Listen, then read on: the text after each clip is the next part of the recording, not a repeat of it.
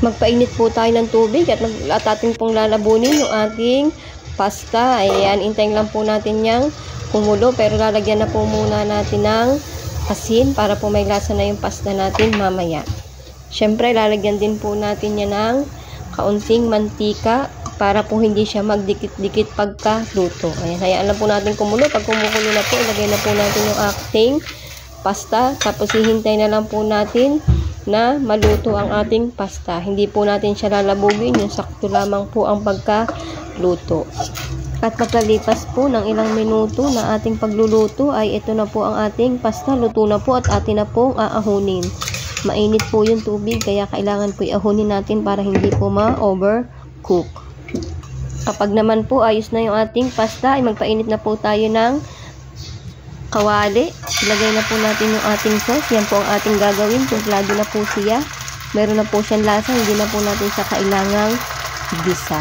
Ayan, lalagyan lang po lang natin yan ng kaunting pangpalasa. Yan, nilagyan ko po yan ng kaunting tubig para po naman magkaroon ng sasayan. Ilalagay po natin yung kaunti nating pechay na ginayat para po meron namang gulay ang ating macaroni. Ayan, ang tawag po nila dito ay Italian. Ang ito pong sauce na ito ay hindi po siya yung Italian sauce. Ito po is tomato sauce kasi marami po siyang pira-piraso na kamatis. Dagdagan po natin ng kaunting asin, pampalasa. Hintayin lang po natin yan kumulo hanggang sa maging okay na po yung ating inilagay na gulay. Kapag po sa tingin nyo is naluto na po yung ating sarsa at yung ating gulay, pwede na po natin ilagay yung ating pasta.